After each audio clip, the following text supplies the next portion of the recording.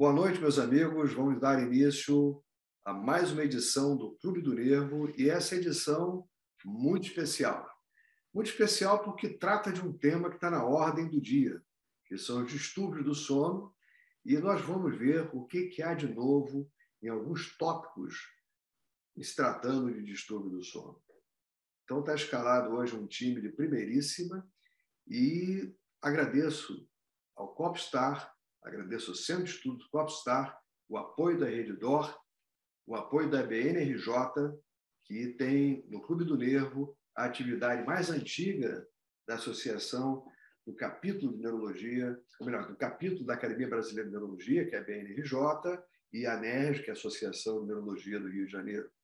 Agradecer também a Raquel, que ela organiza todo esse webinar, agradecer ao Bernardo. Hoje tem o IKEA, que está nos dando suporte nesse webinar. Infelizmente, não foi possível nós fazermos como da outra vez, em que voltamos ao presencial, quer dizer, passamos a fazer o híbrido, mas hoje não pudemos fazer com um problema que nos fugiu a condição e atrapalhou muito e a dinâmica lá no hospital, lá no Centro de Estudos do Copstar, impedindo os eventos que ali ocorreriam.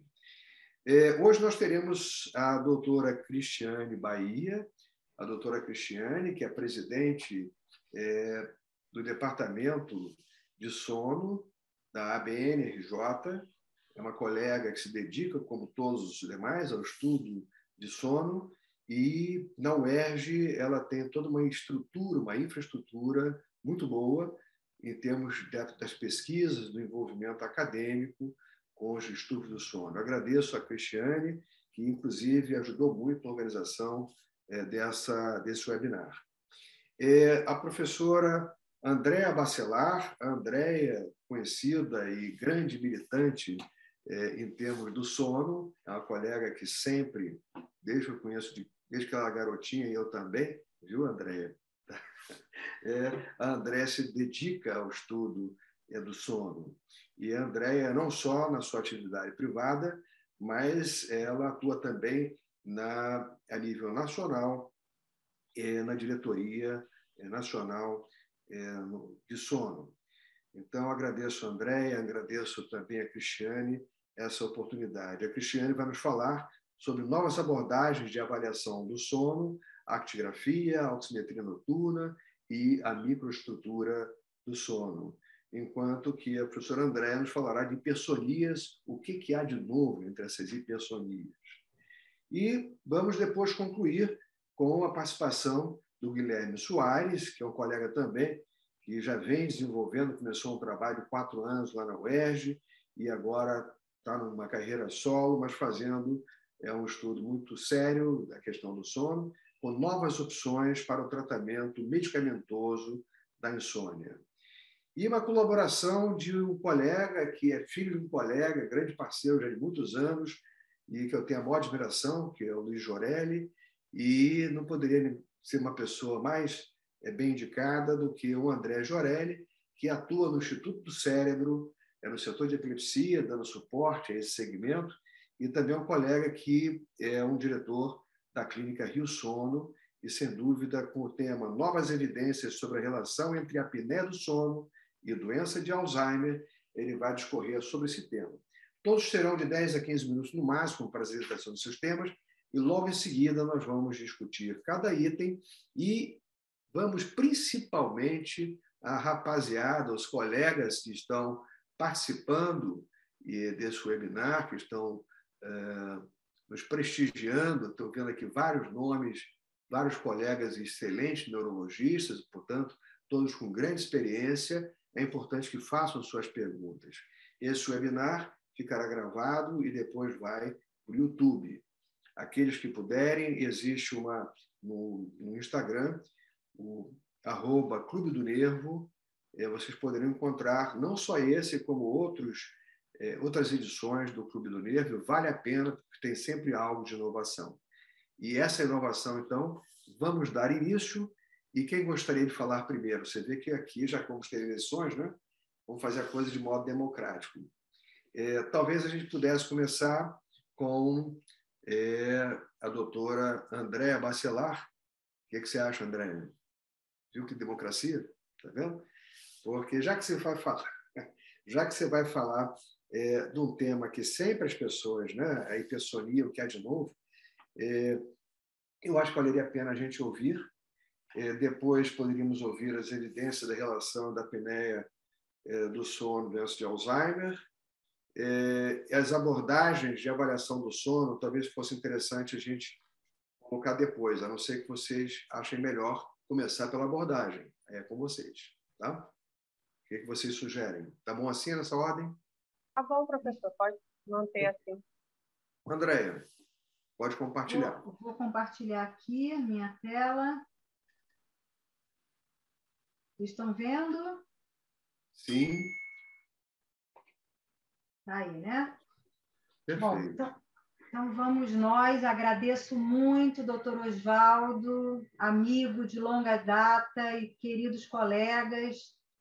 Eu e o André, por exemplo, somos de uma segunda geração aí da neurologia do Rio, também nos conhecemos há bastante tempo. A Cris, nós nos encontramos muito nos nossos eventos, na Liga Carioca de Sono. Então, eu agradeço muito. E, Guilherme, é um prazer em conhecê-lo hoje aqui conosco.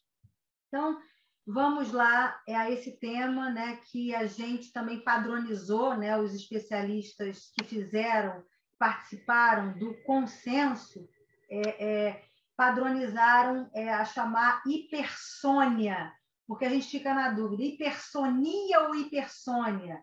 No momento em que a gente chama insônia e não insonia, a gente entendeu que essa é a melhor maneira da gente abordar esse tema. A hipersônia, então, de origem central, está lá na nossa classificação internacional, terceira edição, dividida em todos esses itens, e a gente vai se ater mais à narcolepsia. O consenso de narcolepsia também foi feito a várias mãos, né? 19 neurologistas do Brasil que fazem sono participaram, e ele saiu do forno na pandemia em 2021, e ele não existe mais fisicamente, mas ele está no site lá da AB Sono. Qualquer um que queira baixar, ele está lá para acesso de qualquer pessoa que tenha interesse. Por que a gente fez o consenso? Por que a gente atualizou o consenso? Por esse assunto que, infelizmente, continua atual, né? Saiu na Neurology em 1999 essa dificuldade do diagnóstico, dos primeiros sintomas ao diagnóstico. E quando a gente viu em 2014, o mesmo gráfico foi replicado, ou seja, mostrando que nós estamos demorando de 10 a 15 anos para fazermos o diagnóstico da narcolepsia. Então, isso não mudou. E precisamos, nós, neurologistas, acenarmos, entendermos, divulgarmos esse tema. Nós estamos falando de uma doença que está no rol das doenças atualmente, das doenças raras. Entretanto, é rara, mas existe, e a gente precisa fazer o diagnóstico o quanto antes, visto que a prevalência, quer dizer, o momento do aparecimento acontece ali na adolescência e no adulto jovem, e a gente não pode deixar passar uma vida para se fazer o diagnóstico. Também, em 2020, né, sai essa publicação, essa revisão, e a gente hoje define a narcolepsia nos dois tipos, né? Não mais com cataplexia e sem cataplexia, mas o tipo 1, em que configura os pacientes que têm a manifestação cataplética presente e que foi investigado o líquor e que a gente tem a hipocretina baixa ou indetectável no líquor. E é o que diferencia o tipo 2, que obrigatoriamente a gente tem que ter um exame neurofisiológico positivo para que a gente faça o diagnóstico, visto que não tem cataplexia e que o líquor ou ainda não foi feito ou foi feito e a hipocretina, que é o peptídeo, né, marcador desta doença, não está baixo. Quais são os aspectos, né, que hoje são muito falados na fisiopatologia da destruição dessas células hipocretinérgicas aqui no hipotálamo lateral? Então, o aspecto genético do sistema imunológico, que a autoimunidade seria a provável etiologia da doença e essa associação com o haplótipo HLA. Aspectos antigênicos, né? Todos nós sabemos da associação da narcolepsia com agentes infecciosos e vacinais, haja vista a Panderix, a infecção do H1N1, como isso aumentou, né? Como gerou um boom de pacientes com narcolepsia. E os aspectos de células dos linfócitos T, CD4 e CD8, promovendo essa inflamação. Essa publicação recente mostrando, né, a avaliação das células T no sangue periférico e no líquor, né, não somente de pacientes com narcolepsia tipo 1, mas tipo 2 e a hipersônia idiopática, mostrando efetivamente aumento de célula T. Então, esse mecanismo está presente na fisiopatologia da doença. Lá no consenso também a gente explica o porquê que a gente tem atonia, o porquê que existe a cataplexia, e o núcleo que está envolvido é esse núcleo aqui, o sublátero dorsal, né? Esse é o núcleo envolvido, porque a hipocretina ausente, esse peptídeo ausente, a gente não teria a ativação lá na ponte, né, do núcleo tegumento pontino, locus cerúleus, também da serotonina, e esse núcleo ativado, ele gera atonia. E por que os pacientes com narcolepsia têm, sob riso, sob tensão, sob susto, eles têm o ataque cataplético? Por essa via aqui do sistema límbico, da amígdala, também esse efeito inibitório, liberando esse núcleo para a atonia muscular. Também falar que a narcolepsia tipo 1 também pode ser secundária a condições médicas, e olha aqui quantas condições neurológicas a gente pode ter. O ataque de sonolência, eu posso não ter a cataplexia, mas ter a hipocretina diminuída no líquor e ter as manifestações da narcolepsia. E aqui algumas publicações da doença de Parkinson, mostrando aqui a falta do neurônio hipocretinérgico, na esclerose múltipla, mostrando uma placa aqui no hipotálamo, gerando uma narcolepsia secundária, traumatismo crânioencefálico, mostrando hipocretina diminuída no líquido. Então, quantos pacientes com TCE que começam a desenvolver uma sonolência excessiva pós-TCE? Também hoje se fala muito das comorbidades, quer dizer, além da pêntade da narcolepsia, a gente tem comorbidade psiquiátrica, médica, com diabetes, com obesidade, com doenças autoimunes, e ter narcolepsia não impede da gente ter comorbidade com outros transtornos do sono, associação com a apneia do sono, associação com transtorno comportamental do sono REM, associação com síndrome das pernas inquietas. Então, aqui mostrando para os senhores só publicação muito recente de comorbidade cardiovascular, né? Pernas inquietas, apneia do sono e narcolepsia. E aí, como investigar? A gente ainda continua com esse quebra-cabeça, né? Não existe nenhum marcador taxativo, objetivo. Até os pacientes narcolépticos tipo 1, 10% podem não ter hipocretina baixa no líquor, então a gente tem que fazer esse quebra-cabeça mesmo. E esse aqui foi um fluxograma que nós, no consenso, fizemos para nos ajudar, até porque dosar HLA no sangue e dosar hipocretina no líquor ainda é difícil. Ainda alguns laboratórios privados já têm os kits. Hoje, né, a doutora Cristiane, lá na UERJ, está arrecadando, angariando pacientes com suspeitas de narcolepsia para dosar hipocretina. Lá na minha tese de doutorado, em 2013, eu tive que mandar o material para a Espanha para dosar, porque eu não tinha como fazer essa avaliação aqui no Brasil naquela época. Então, a gente tem que avaliar o sono, suspender medicamentos, avaliar o padrão de sono 2 semanas antes de fazer o exame neurofisiológico, porque tantas vezes falsos negativos e falsos positivos podem acontecer. E aí, a partir desse fluxograma, tendo ou não cataplexia ou avaliação laboratorial, a gente chegará com mais fidedignidade no diagnóstico da narcolepsia. alguns pacientes podem ter teste positivo para narcolepsia e não terem narcolepsia, mostrando que esse quebra-cabeça é difícil. 6% dos homens, 1% das mulheres, trabalhadores em turno, 30% de chance de ter o teste positivo e não ser narcolepsia, e também pacientes com uso de medicações que alterem a arquitetura do sono REM.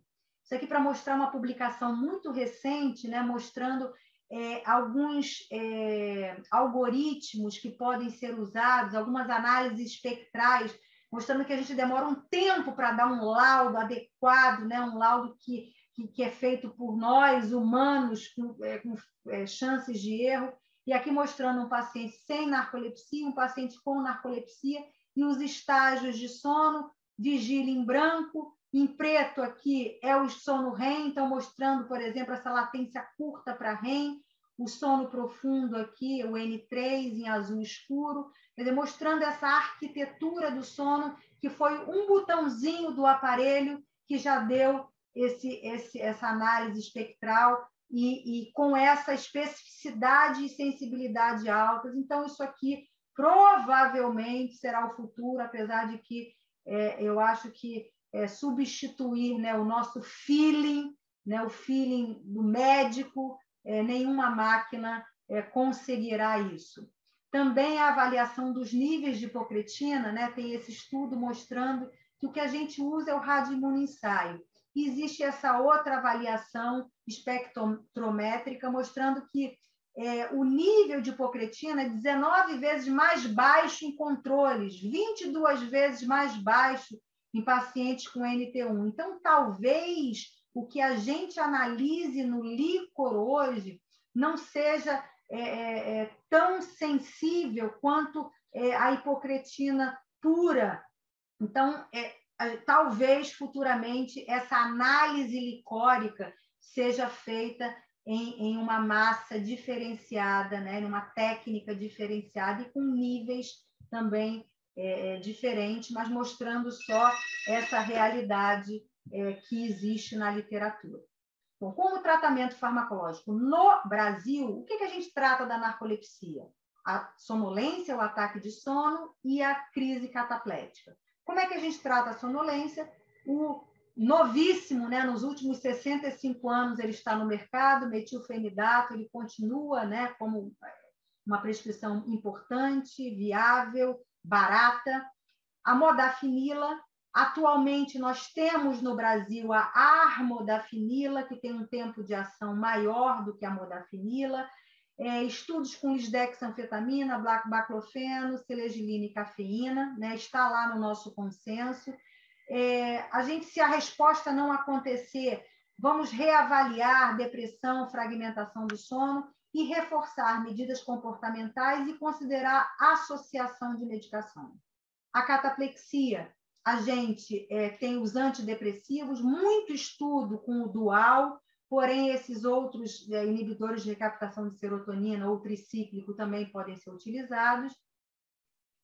Aqui está a armodafinila, né, que é esse agonista D2, com uma ação mais prolongada que a modafinila. A lisdexanfetamina também existem estudos para pacientes com sonolência excessiva. E aí, não disponíveis do Brasil, nós temos o pitolizan, eu tenho poucos pacientes fazendo, porque a importação é muito difícil e cara, mas ele vai agir num outro sítio de ação, nos receptores estaminérgicos, e o mais interessante é que ela não age apenas na sonolência, mas age na cataplexia, quer dizer, uma única medicação agindo em duas ações, e não somente na cataplexia, mas também nas alucinações, na paralisia do sono. Esse autor aqui, francês, estuda também muito cataplexia. O oxibato de sódio, que é assim, uma das medicações mais potentes para cataplexia e sonolência, nós não temos no Brasil e nem está em vigência de entrada pela Anvisa. Não esquecermos do tratamento não medicamentoso.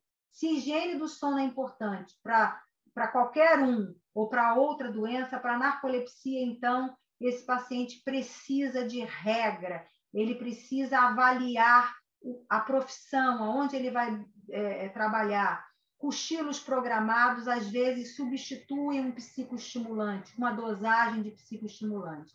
E a direção, porque não tem nenhuma recomendação ainda pelo DETRAN, pelo CONATRAN, que esses indivíduos estão proibidos de dirigir, como já existe uma regulamentação para os pacientes com epilepsia estabilizados. Tratamentos farmacológicos futuros, existem alguns trials em andamento, agindo em outros sítios, né, como os agonistas orexinérgicos, então, substâncias inalatórias, orais, com a finalidade de repor exatamente o que falta na narcolepsia, que é o peptídeo, também algumas drogas antagonizando o receptor GABA-A, que é o receptor inibitório do sistema nervoso central. Queria aqui falar para os colegas que o principal transtorno de sono que gera sonolência excessiva diurna é a privação voluntária de sono. Somos nós que causamos nessa sociedade 24/7. Então, a gente precisa também falar para os nossos pacientes, né, esse impacto da privação de sono em todas as esferas da nossa vida de maneira grave. Então, a gente não pode se abster de sono, né? Sono é fundamental. Trabalhador em turno, que é uma outra categoria, né? Transtornos de ritmo, mas hoje você está com uma temporização circadiana inadequada, eu estou indo trabalhar no momento em que meu ritmo, que é noturno, o ser humano dorme na fase escura das 24 horas, a gente está falando aí de 20 milhões de pessoas. Então, é muita gente que está fora desse ritmo e, logicamente, terá uma sonolência excessiva durante o dia. O nosso colega Jorelli falará sobre a apneia do sono. Eu só queria falar que ela é subdiagnosticada, que ela gera muitas sequelas e que a gente precisa investigar, que ela não é investigada. Agora, o indivíduo é investigado, é diagnosticado, é tratado, coloca-se uma máscara de CPAP nele, ele está bem adequado à máscara, dormindo 5 horas por noite, sem vazamento, sem ter apneia. Mesmo assim, quer dizer, lá no final da curva, 12% dessa população terá uma sonolência diurna residual. E esses pacientes terão que ser tratados com psicoestimulantes. Parece que essa sonolência exista por uma hipóxia, por uma lesão irreversível de neurônios orexinérgicos e noradrenérgicos, gerando essa sonolência. Maravilha. E para finalizar, eu só queria mostrar que lá a gente tem essa cartilha da narcolepsia, para a gente mostrar para os nossos pacientes. E o Dia Mundial da Narcolepsia foi agora, dia 22 de setembro, e existe a Associação da Narcolepsia e da Hipersônia Idiopática há 3 anos. Então, eu acho que a gente está falando mais sobre o tema, as pessoas estão situando e indicando mais para que a gente possa fazer diagnósticos mais precocemente. Muito obrigada. Eu tentei correr para passar um pouco mais da informação, mas eu sei que o tempo é curto. Não, mas vai ficar no webinar e certamente a rapaziada vai poder acompanhar, inclusive, muito bem, que foi de modo conciso, objetivo. Muito obrigado mesmo, Andréia. E vamos passar, então, com o André, e que o André vai nos falar. Cadê você, André? Estou aqui, professor. Maravilha. De novas evidências sobre a relação entre a apneia do sono e doença de Alzheimer. Depois a gente vai fazer um break para discutir esse bloco, depois temos o segundo bloco. Vamos lá. Deixa eu compartilhar aqui. Estão vendo aí? Estão vendo a apresentação? É pequenininho, vamos aumentar a tela um pouquinho. Foi? Eu estou vendo só num cantinho. Eu não sei se estão todos... É só botar no modo apresentação para assumir os próximos slides, Isso. André. Mas tá. Para mim aqui está no modo apresentação.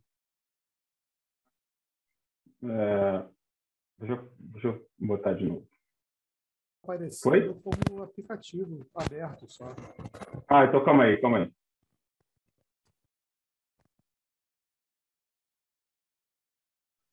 Foi? Foi. Foi, já Beleza. dava. Tranquilo. Então, pronto, gente. Então, vamos lá. Sem mais delongas, me coube falar sobre essa relação entre a doença de Alzheimer e a apneia do sono, que tem de novas evidências. E aqui eu vou dar uma ênfase em cima desses novos biomarcadores, né, que eu acho que é o assunto do momento em neurologia de uma maneira geral, principalmente em neurologia que trata de doença degenerativa. Então, o que eu queria começar dizendo é que, nos últimos 20 a 30 anos, os estudos ficavam muito em cima dessa questão do modelo compartimentalizado da doença de Alzheimer, né? Então, ou a pessoa tinha a doença presente, porque você tinha um achado patológico no cérebro, ou, se o cérebro não tinha nada, a pessoa era normal. Então, o diagnóstico dependia muito da biópsia ou de uma análise pós-mortem dos pacientes. A visão mais atual desse contexto, ele está em cima de que é um processo patológico e o declínio clínico, eles ocorrem de maneira gradual. Então, a demência, ela seria, na verdade, o estágio final de muitos anos de acúmulo desses processos patológicos, e, sabidamente, esses processos eles começam a acontecer décadas antes do primeiro sintoma clínico. Isso é a realidade de quase todas as doenças neurodegenerativas nesse momento. Em relação ao quadro clínico, assim, só uma lembrança para quem pode estar assistindo a gente e não é neurologista. A demência, então, ela é resultado dessa carga cumulativa de lesão cerebral, né? A maioria dos idosos com demência, a causa é multifatorial, mas o substrato patológico mais comum disparado é a doença de Alzheimer, né? Hoje ela é caracterizada em 3 estágios clínicos, onde você teria uma fase pré-sintomática, onde a pessoa ainda tem um cognitivo normal, mas já tem algum achado patológico de doença de Alzheimer.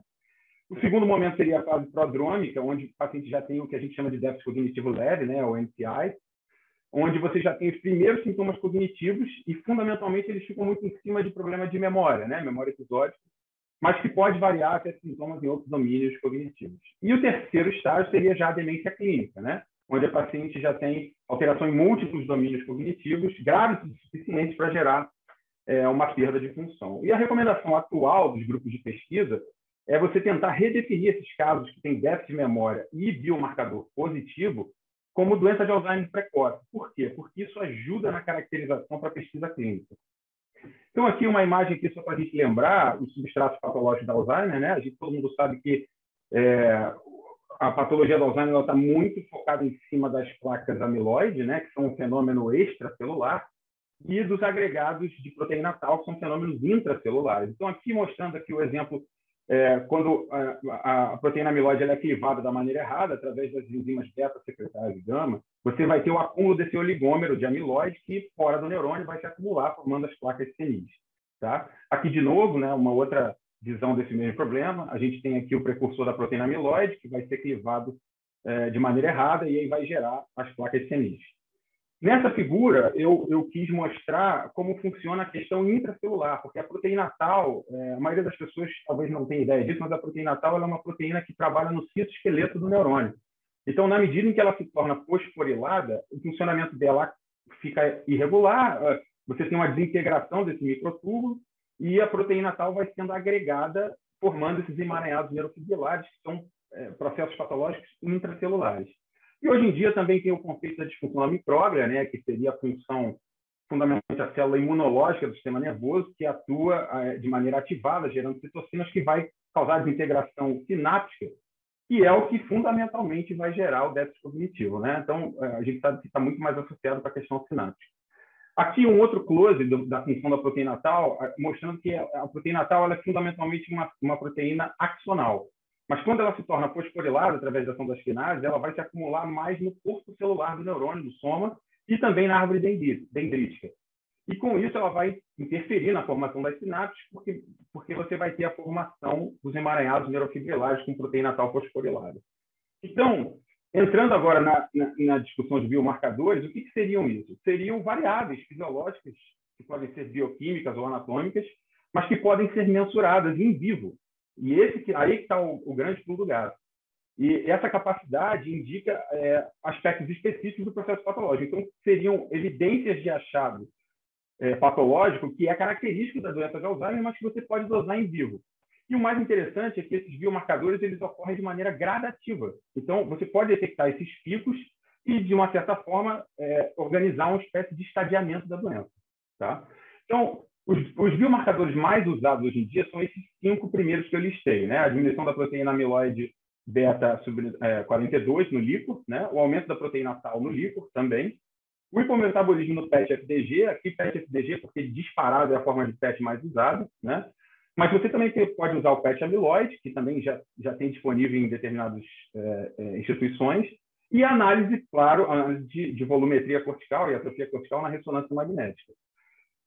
Também tem esses outros marcadores que agora estão sendo mais usados, que é a relação entre o A-beta-42 e o A-beta-40, um PET cujo ligante se liga na proteína tal, e também análise de neurofilamento de cadeia leve, né? Que hoje em dia talvez seja a grande vedete dos biomarcadores, que está aí aumentado em quase todas as doenças neurodegenerativas, não é específico de Alzheimer, mas ele pode ajudar no contexto do entendimento aqui, tá? Então, aqui, para resumir o que acontece, a gente tem, para o PET amiloide, a gente tem vários compostos que podem ser usados. O disparado mais comum é o PIB, né, que é o Pittsburgh Compound B. O PET tal ainda não é uma realidade muito, porque é muito caro, os traçadores. E a análise do líquor, a gente tem fundamentalmente uma redução da proteína amiloide. Isso aqui é interessante, né? A gente tem uma redução. Por quê? Porque essa proteína amiloide está toda sequestrada nas placas tenis. Tá? E a gente tem o aumento da proteína tal fosforilada, tal total e neurofilamento de cadeia leve. E o mais interessante é que, apesar da gente já poder dosar isso no líquor, hoje a gente, com novas técnicas laboratoriais, a gente consegue dosar isso no sangue também. Então, vira um armamento muito mais interessante, que não precisa fazer função lombar em todos os pacientes demenciados, né? Ou que estejam no processo degenerativo. Então, você poder dosar esses marcadores no sangue é uma coisa muito interessante. Tá? Aqui um exemplo de como seria o comportamento do PET amiloide, mostrando o seguinte, que no primeiro momento, num paciente que tem a cognição normal, a gente tem uma ressonância sem atrofia e um PET sem captação. Aqui, quanto mais vermelho, mais depósito de amiloide. No segundo momento, a gente tem um paciente com cognição normal, mas com o PET amiloide já positivo e sem atrofia na ressonância. E no terceiro momento, obviamente, a gente tem pacientes com captação de amiloide com predomínio frontal e parietal, e já com atrofia na ressonância que tem demência clínica. Então, mostrando que o PET amiloide ele ajuda desde fases mais precoces da doença. Tá? E a ordem temporal dos biomarcadores, ela segue essa ilustração aqui que eu achei sensacional desse trabalho, que mostra o seguinte. Bom, a história toda começa com depósito de amiloide. Então, você já começa a ter depósito de amiloide desde que o paciente ainda está cognitivamente normal. E aqui, quando eu ponho a beta, eu quero dizer tanto a dosagem de amiloide beta no líquor ou no sangue, quanto o PET amiloide. Tá? Aqui engloba tudo. E ela vai crescendo, mas depois ela atinge um platô. Com o paciente ainda cognitivamente normal, você já começa depois a ter aumento também de biomarcadores relacionados à proteína tal. Tá? Então, mostrando já que você já começa a ter lesão neuronal. Seguindo mais no curso da doença, você começa a ter alteração estrutural, ou seja, você já vai começar a ver algum grau de atrofia na ressonância e que isso faz um overlap no momento em que o paciente já entra no déficit cognitivo leve. Tá? E, subsequentemente, obviamente, se é déficit cognitivo leve, ele já tem algum comprometimento de memória que também vai crescer conforme ele progride para a demência. E a função clínica, obviamente, aqui o que a gente quer dizer, a função clínica em relação à demência propriamente dita, ela vai ficar mais presente no final desse espectro. Então, é importante a gente ter na cabeça a ideia dessa ordem temporal dos biomarcadores. Tá? Falando um pouquinho sobre a apneia, isso aqui é só uma revisão básica, só para lembrar o que é a apneia do sono, né? Que ela é basicamente um distúrbio respiratório do sono, né? Onde você tem essa obstrução recorrente da via aérea, que pode ser completa ou parcial, e você vai gerar dessaturação de oxigênio e fragmentação do sono. Né? Se não tratada, existe um grau de impacto tanto da fragmentação do sono quanto dessa hipóxia crônica, que está associada com complicações cardio, cerebrovasculares e além de outras alterações metabólicas. Né? Então, relembrando, você tem aqui uma obstrução a nível da faringe, né? Com queda da língua, onde você tem uma diminuição do fluxo de oxigênio. Em relação à epidemiologia, por que é importante a gente avaliar essa questão da apneia? Porque a apneia é uma doença extremamente frequente. Né? A gente tem essa revisão de 11 estudos epidemiológicos de 93 até agora, os anos 2000, mostrando que, se você considerar formas leves de apneia, ela está presente em 22% dos homens e 17% das mulheres. Agora, se você considerar a síndrome, que é quando o paciente tem apneia mais sonolência excessiva diurna, isso cai para 6%. Mas 6% ainda é um número bastante alto, né, de prevalência, né? E considerando esse outro estudo aqui, que usou um critério que acho que agora não vale a pena comentar, mas é um critério de definição de hipopneia, que agora está sendo muito empurrado pela Academia Americana de Sono. O que eles avaliaram? Eles desmembraram o estudo em pessoas com 40 a 60 anos e pessoas mais idosas, 60 a 85 anos. E o que ele mostrou? Que a prevalência é muito maior nos idosos, nos homens idosos e nas mulheres idosas. Então, mostrando que a apneia do sono ela é uma patologia que basta você procurar que você vai achar em pessoas idosas. Tá? Como é que se trata a apneia do sono? Bem, você tem várias formas, desde terapia posicional, para quem tem apneia relacionada à posição do corpo, prótese oral, para fazer a protusão da mandíbula e melhorar o espaço da passagem de ar, o CPAP, que seria o padrão ouro de tratamento, passando por cirurgia feita pelo otorrino, né? E até a neuromodulação, que é o estimulador de nervo hipoglosso. Tá? Então, falando um pouco sobre a relação entre a apneia e a doença de Alzheimer, essas meta-análises mais recentes mostrou que os distúrbios respiratórios do sono são fatores de risco para demência, de todas as causas, mas principalmente doença de Alzheimer e demência vascular. Tá? Mas a questão é que a maioria desses estudos teve a apneia diagnosticada muito em cima de questionário e não de polissonografia, né? E são estudos todos cross-sectional, não são estudos longitudinais. Mas tem outros estudos grandes que usaram polissonografia para avaliação, principalmente estudos asiáticos, que pegaram pessoas com a cognição normal e seguiram ao longo de 5 anos e viram que existe um risco aumentado para déficit cognitivo leve ou demência. Tá? E qual é o papel dos biomarcadores, então, nesse contexto? O papel é o seguinte: a gente sabe que a apneia do sono, a presença de apneia do sono, está associada ao aumento desses biomarcadores de doença de Alzheimer, tanto de proteína amiloide quanto de tau. E esse aumento ele pode ser medido tanto na avaliação do líquor quanto no PET. E agora, atualmente, também no sangue. Então, a gente tem que usar esse armamento para poder fazer esse diagnóstico, né? A gente sabe que pacientes que têm apneia do sono também têm redução do amiloide beta no líquor, quando comparado com o controle. E a presença do status ApoE também pode influenciar na avaliação, no aparecimento, né, dos biomarcadores. Tá? Mas a gente tem que sempre lembrar que a gente tem que ter cuidado nessa análise transversal. Tipo, eu vou pedir o biomarcador nesse ponto. Se ele estiver alto ou se estiver baixo, você pode fazer um diagnóstico errado, porque a gente viu ali que eles têm uma ordem de aparecimento. Então, o ideal seria você acompanhar isso ao longo do tempo, né? Se possível. Tá? Falando um pouco mais aqui do efeito do PET amiloide, mostrou também que o PET amiloide é um bom preditor de carga amiloide cerebral e da evolução para a doença de Alzheimer. A gente já sabia disso, né? Só que os primeiros estudos, que foram menores, com menos pacientes, não mostravam essa relação com a apneia do sono. Até que vieram estudos com mais pacientes, né? Esse estudo transversal australiano, né? Pegou 117 pacientes com cognição normal. Desses 117, 42 tinham diagnóstico de apneia na polissono e mostrou que tinha uma captação cortical. Tá? E essa captação era independente da idade do risco vascular, mas era dependente do IMC e do status da ApoE4. Tá? Outro estudo transversal também com 127 pacientes, aqui com cognição normal, 96 tinham apneia. Tá?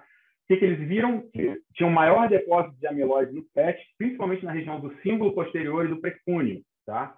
Que são áreas que também tinham maior aumento de volume na ressonância e aumento também do consumo de glicose no PET-FDG. Ou seja, mostrando uma espécie de overlap entre os marcadores. Tá?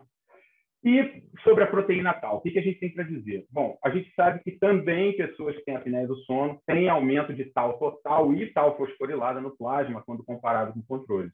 Tá? Essa relação, hoje se usa também a relação da tau total sobre o amiloide 42 no líquor, e mostrou que ela também estava aumentada nos pacientes que tinham apneia não tratada, quando você comparava com controles ou com um grupo que tinha apneia, mas que estava tratado com CPAP. Então, já levanta aqui uma certa ideia de que o CPAP talvez tenha um papel importante nisso aqui. Tá? Teve também esse estudo do PET-Tau, né, aqui com PET, mostrando que em 292 adultos que eram cognitivamente normais, o subgrupo onde o cônjuge reportava apneias observadas, ou seja, o diagnóstico aqui foi baseado em cima da análise do cônjuge, né? também mostrou aumento de captação no córtex entorrinal e temporal inferior. Tá? Então, aqui também falando sobre proteína natal, vou avançar um pouquinho. E aqui eu já vou entrando no final, que seria o papel do CPAP, né? Qual seria o papel do CPAP nos biomarcadores? Então, já que a gente sabe que a apneia tem essa relação de aumentar a produção dos biomarcadores, o que será que o CPAP pode trazer de interessante? Bem, não temos muitos estudos com CPAP, mas tem esse estudo interessante que usou polissonografia no laboratório, ou seja, polissonografia tipo 1, para análise de líquor, e avaliação neurocognitiva também teve. E eles estratificaram, mostrou que em 10 pacientes que tinham apneia e que eram tratados com CPAP, esse era um grupo, né, com menos de 1 ano, mas com boa adesão, 25 pacientes com apneia não tratada e 15 controles. O que eles acharam? Que o grupo não tratado teve níveis mais baixos de beta-42, ou seja, o padrão de Alzheimer no líquor, e também teve essa relação de tal sobre a beta-42. E mostrou que quem tinha o nível mais baixo do marcador amiloide beta estava correlacionado com a baixa saturação média de oxigênio e com a redução da cognição também em pacientes com apneia. Então, mostrando que de quem não usou o CPAP foi pior. Né? Também tem esses outros 2 estudos que utilizaram o CPAP. Tá? Um primeiro estudo que mostrou que, no primeiro momento, não teve impacto. E o segundo analisou também biomarcadores no líquor, tá? Pacientes com boa adesão e uso de CPAP, e a dosagem foi antes e depois de um tratamento que variou de 1 a 4 meses. Tá? E mostrou que, com a melhora da apneia no tratamento, né, observada pela redução do IAH de microespertais, teve melhora do perfil dos biomarcadores. Tá? Mas isso aqui foi interessante, porque eles mostraram que não houve um efeito de grupo. Então, talvez o efeito seja maior para quem tem a apneia mais moderada a severa. E, por último, esse estudo que é super atual, desse ano, tá? Esse estudo foi bem interessante, porque o paradigma foi qual seria o papel de você não tratar. Então, eles pegaram um grupo de pacientes que cognitivamente normais, mas que têm apneia e que têm boa adesão ao CPAP. E o que eles fizeram? Eles fizeram polissonografia em 2 noites. Na primeira noite, o paciente usava o CPAP normal na sua pressão terapêutica e eles dosavam os biomarcadores de noite e de manhã, quando o paciente acordava. E, num segundo momento, eles mandaram o paciente interromper o uso do CPAP 2 noites antes do exame e depois dosaram também, no início da noite e quando acordaram de manhã. E o que eles mostraram? Que houve um aumento overnight, ou seja, só nessa noite já teve um aumento do neurofilamento de cadeia leve e teve uma diminuição do amiloide beta-40 no grupo sem CPAP. Então, mostrando que o fato de não usar o CPAP por 1 noite, ou por 3 noites, talvez, se você considerar o efeito cumulativo, já faz um aumento de biomarcadores no sangue, principalmente o neurofilamento de cadeia leve. Aqui, para ilustrar, o neurofilamento de cadeia leve também é um neurofilamento axonal, tá? Está aqui dentro desse contexto, e também está associado e presente dentro dessa situação. Então, mostrando que a gente não deveria estimular esses intervalos no tratamento, pelo menos eu mudei o meu paradigma depois disso. Aquele paciente que fala, hoje eu não vou usar o CPAP, não. Eu agora acho que ele deveria usar. Tá? Isso aqui é o resumo de todos os estudos que foram usados nessa apresentação. E deixar aqui o meu agradecimento ao professor Oswaldo, a Cristiane e os demais colegas. Se alguém quiser entrar em contato, fique à vontade. André, muito obrigado. Excelente apresentação. Ou seja, tivemos um bloco agora, André e você, a André e o André. E vamos passar, então, para a discussão.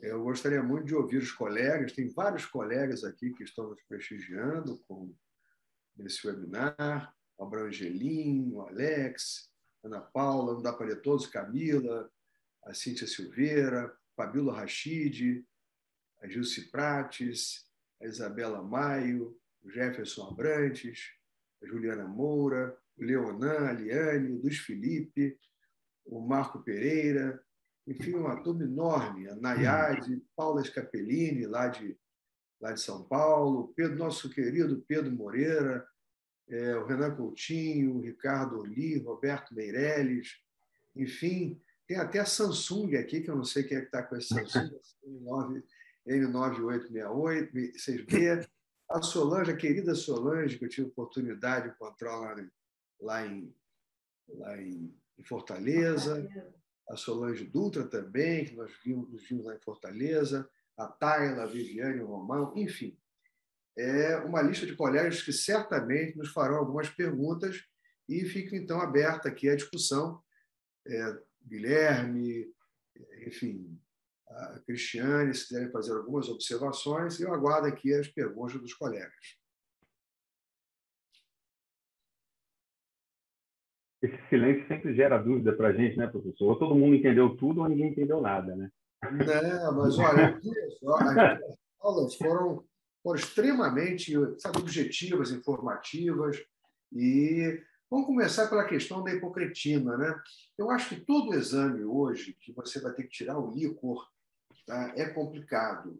Isso aí, eu já participei de alguns estudos clínicos e, sem dúvida, é sempre uma objeção, ainda mais nessas situações em que envolve uma população mais idosa, e com isso há uma certa, digamos, o questionário, ou quem questiona é o paciente, ou muitas vezes o familiar. Aliás, é mais frequente o familiar, o filho ou parente próximo, né?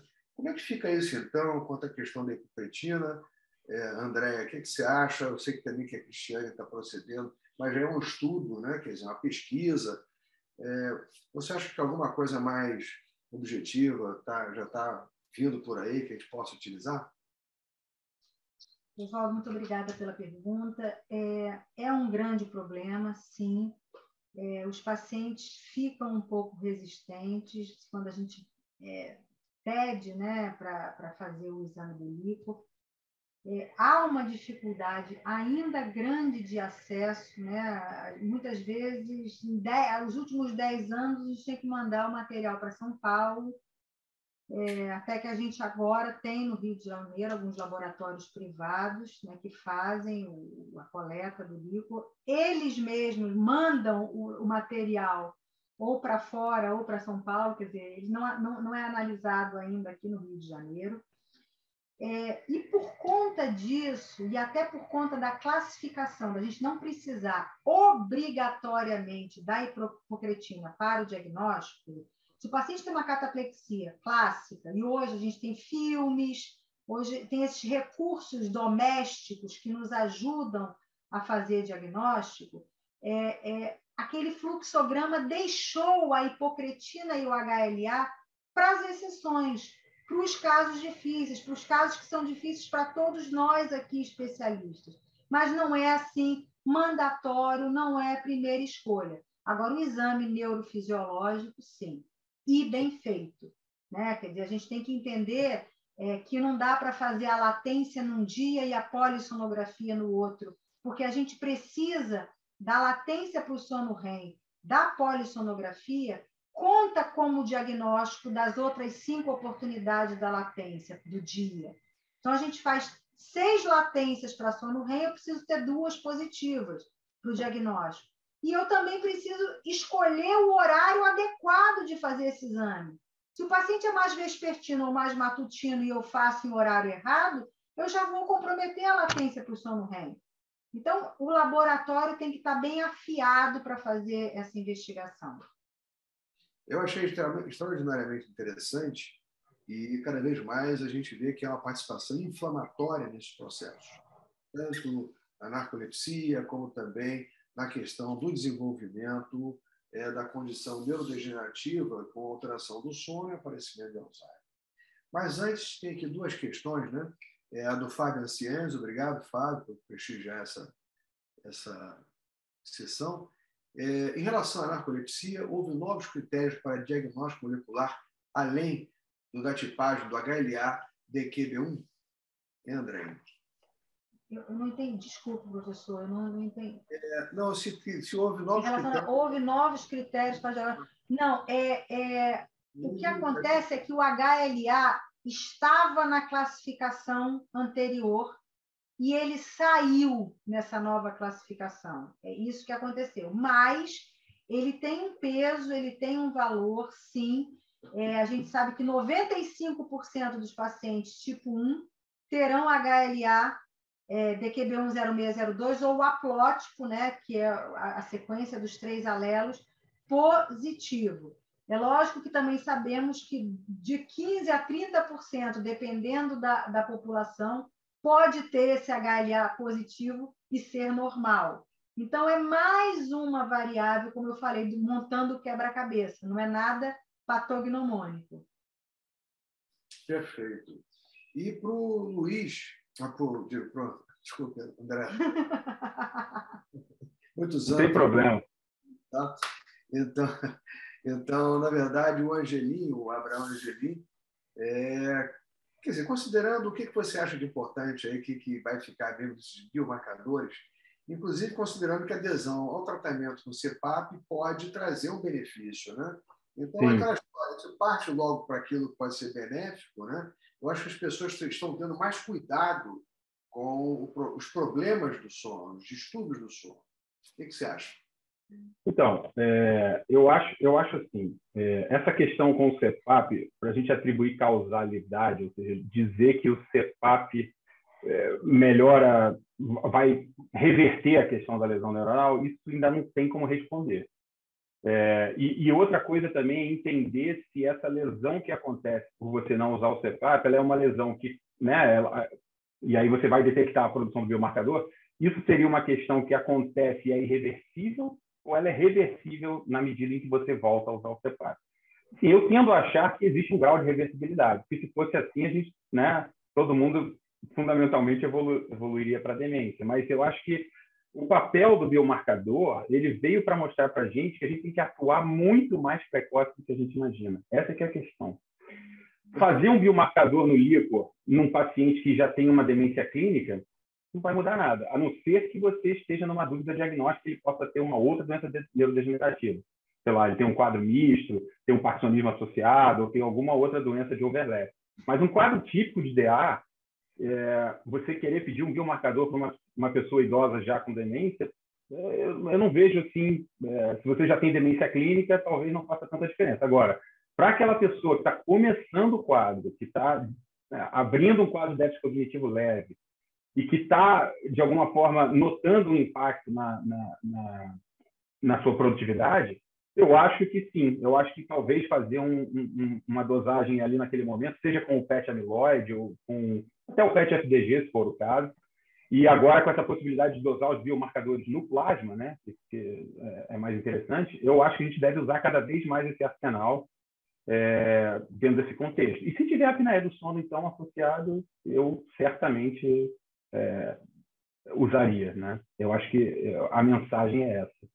A gente deve investigar a apneia do sono e seguir em frente com essa investigação. Vamos ser bem objetivos nessas respostas, André, nesse bate-bola que é para ter tempo para os outros. André, eu queria te perguntar uma coisa. A gente está falando muito da demência de Alzheimer, mas na apneia do sono, a demência vascular não teria um peso importante por conta exatamente dessa aterogênese, dessa hipóxia, desse estresse oxidativo? Certamente tem um peso importante, mas, de uma maneira geral, a questão de prevalência da doença de Alzheimer é muito mais prevalente do que as outras formas de demência. Então, eu acho que faz sentido você estudar dentro desse contexto, porque fatalmente todo mundo vai se deparar com um paciente assim, né? Mas é claro, você não pode negligenciar outras formas de demência também. É claro que o CPAP vai atuar ajudando nesse sentido também. A Naide faz uma pergunta que, sabendo que o sistema de saúde público, né, tem uma dificuldade enorme em relação ao tratamento, devido ao acesso a aparelhos, ela pergunta se algumas medidas bem preventivas, né, para a apneia obstrutiva do sono, como mudança do estilo de vida, posicionamento no leito durante o sono, podem contribuir para a melhora dos níveis de apneia.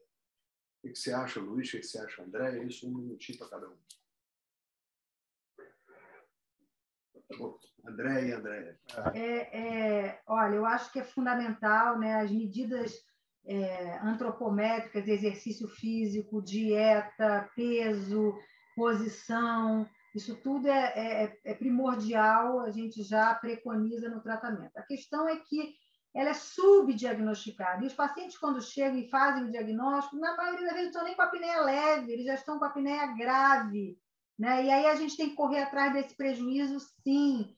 A gente está fazendo hoje como se fosse o meu CPAP Minha Vida, né? A ABS está montando um aplicativo para tentar juntar aparelhos não mais utilizados para fazer um fluxo para pacientes que não têm condições de pagar um aparelho, para que mais pessoas tenham acesso pela importância que é abrir essa via aérea. Perfeito. André? Eu concordo, eu acho que essas medidas sempre são válidas. É claro que medidas posicionais vão ter mais efeito para aquele paciente que tem apneia fundamentalmente posicional, mas, de uma certa forma, eu acho que vale a pena ser tentado, né? A questão da melhora do IMC e outras características vão ser importantes. Agora, o acesso ao CPAP, realmente, eu acho que ainda tem muito caminho a ser percorrido, né? Eu acho que, em termos de questão pública. E é um problema isso, porque o diagnóstico, teoricamente, existem guidelines que dizem que você só deveria tratar paciente com CPAP que tem sonolência associada. E muitas vezes você vê paciente com uma apneia já quase severa, mas que subjetivamente ainda não tem sonolência. Daí você vai fazer o quê? Você não vai tratar esse cara? Você vai esperar ele ficar sonolento para tratar? Eu acho que o caminho é o contrário, né? Então, a dificuldade está aí, né? A gente nunca deixa os nossos colegas ser uma resposta, né? E a Gilce Prates pergunta, e você vai responder, André, os tratarem doenças com componente inflamatório seria interessante como medida terapêutica de suplementação, por exemplo, administração de ômega 3, ou então EPA ou DHA, enfim, e se for, que dose? Isso a pergunta é em relação à apneia ou doença de Alzheimer ou os dois? Não, é a questão dos dois, né? Por ser doença com componente inflamatório. Então, já bota tudo só e vamos que vamos. Eu nunca li nenhum trabalho assim, que tenha estudado diretamente o efeito dessas substâncias, mas se quiser tentar, eu acho que não tenho nada contra. Mas certamente eu não sei a dose que se usaria para isso. Eu acho melhor, inclusive, para tudo isso, hoje, quando se fala do mindfulness, meditação, para você melhorar as condições de sono, né? Até meio clínico está envolvido com isso. Tá? Aqui em Copacabana, que é a maior concentração de idosos, a gente pega uma faixa etária que o pessoal começa a ter distúrbio de sono, eu noto que aqueles que têm uma vida sexual melhor, eles dormem melhor. Então, até a sexualidade ela tem importância no nosso sono, porque acaba sendo, às vezes, um problema que gera insônia. Você acha a apneia do sono dá impotência, viu? Então, vamos tratar antes para ele poder ter uma vida sexual ativa. A recomendação é tenha um bom sexo. Aí vai dormir bem. Verdade. Isso é apenas para mostrar que, às vezes, as pessoas não falam em coisas do dia a dia, do cotidiano, que são importantes dentro do contexto da higiene do sono. Quer dizer, a qualidade de vida tem várias implicações, como a dinâmica do trabalho, de você ter atividades de lazer e assim por diante, a boa alimentação, exercício físico e até mesmo a sexualidade tem importância, a questão da meditação, e não pode ser vascaíno, porque senão vai ter insônia. É o meu caso. Só não durmo bem quando o Vasco perde, ou seja, acaba não dormindo bem sempre. Muito bem, alguma pergunta a mais? Aqui, deixa eu ver. Guilherme, alguma pergunta, alguma consideração? Cris. Vamos seguir, professor, senão o senhor vai ficar preso aí. Não. Vamos agora passar para a Cris, ela tem de 10 a 15 minutos para fazer sua apresentação. Logo depois, então, o Guilherme vai nos falar quanto à questão de tratamento, né? A Cristiane Bahia vai nos falar sobre novas abordagens de avaliação do sono, a actigrafia, a oximetria noturna, a microestrutura do sono. Vocês estão vendo a minha tela? Estamos, é só agora botar para a exibição.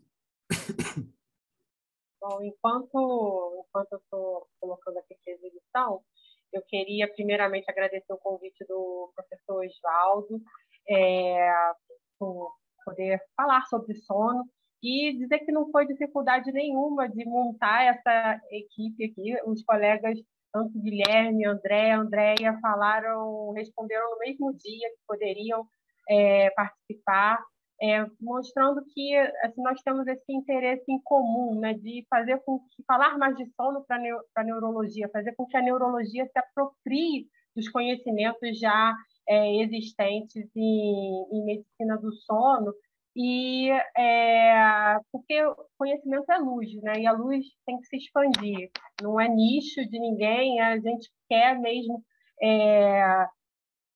espalhar esse conhecimento, e até queria dar uma notícia aqui que, né, a gente sabe o déficit que tem para a formação do neurologista em medicina do sono nas residências, não temos ainda especialistas em todas as universidades, mas a gente pode fazer parcerias, a gente pode, que os chefes de serviço podem incluir discussão de casos clínicos, incluir aulas nos programas de graduação, e a Liga Carioca do Sono, da qual nós todos fazemos parte, e hoje eu falei também com o presidente, com o Fernando Azevedo, ela tem atividades toda a última quarta-feira do mês, também em formato híbrido, tanto em online quanto presencial, e está aberta a todos os residentes de neurologia que quiserem participar. Então, eu estou tentando fazer aqui a introdução aqui de apresentação, só que justamente... agora eu acho que eu consegui. Vamos ver se vai entrar aí para vocês. Então, fica o convite para todas as pessoas residentes que quiserem participar. Está todo mundo vendo agora a tela? Sim? Sim, Cristiane. Então, eu vou falar sobre as novas abordagens de avaliação do sono, como conflito de interesse. Eu também faço polissonografia na rede privada, então, mas eu não vou falar, muito pelo contrário, eu vou falar aqui do ponto de vista científico.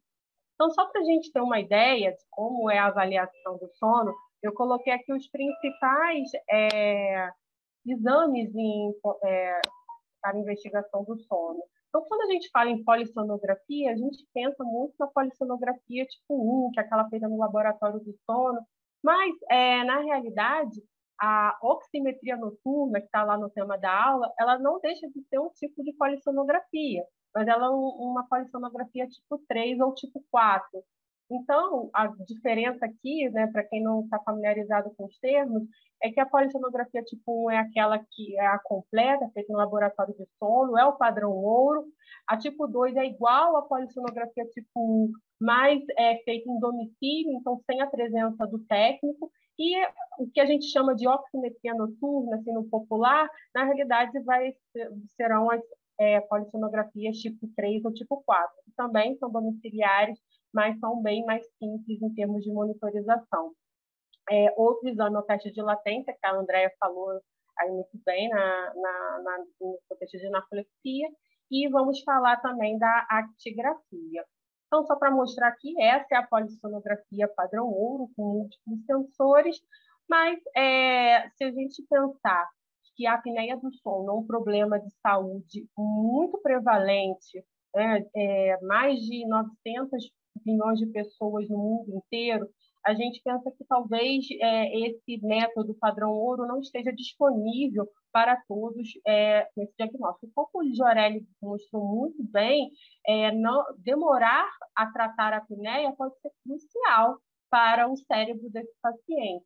Então, todo o esforço, ultimamente, foi no sentido de criar métodos, melhorar métodos que pudessem simplificar o diagnóstico de apneia do sono para o tratamento mais precoce. Então, essas modalidades tipo 3 ou tipo 4, vocês também vão encontrar na literatura como essa sigla, HSAT, que é o Home Sleep Apnea Test, e vamos falar o que tem de novo nessa modalidade. Lembrando que essas modalidades, por serem mais simples, eu vou reservar a pacientes que têm alto risco para apneia. Então, apneia moderada a grave. Como é que eu sei que um paciente tem alto risco? Bom, tem várias maneiras, vários métodos que a gente pode usar à beira do leito, e esse é o mais, vamos dizer, clássico, que é o stop bang. Você pega algumas características clínicas, né, de ronco, cansaço, que seria a sonolência diurna, apneias observadas, se tem presença de hipertensão, se o índice de massa corporal maior que 35, maior que 50 anos, circunferência do pescoço maior de 40, e se é do sexo masculino, se você tem 5 a 3 ou mais dessas variáveis, você provavelmente está aí um paciente com alto risco de apneia do sono. Além do mais, se ele tiver uma lampática classe 3 e 4, ou então tiver na análise do perfil facial uma micro ou retrosinatia, esse paciente provavelmente é um paciente de alto risco para apneia. Mas, na realidade, a gente um chute, a gente acha que esses pacientes podem ter apneia, mas a gente só vai ter o diagnóstico mesmo com a polissonografia. Mas, vamos dizer assim, o que tem na literatura para me embasar, para escolher esses exames mais simples, que são mais confortáveis para o paciente, porém menos completos. Então, se um paciente com uma suspeita clínica de apneia do sono e esse paciente ele não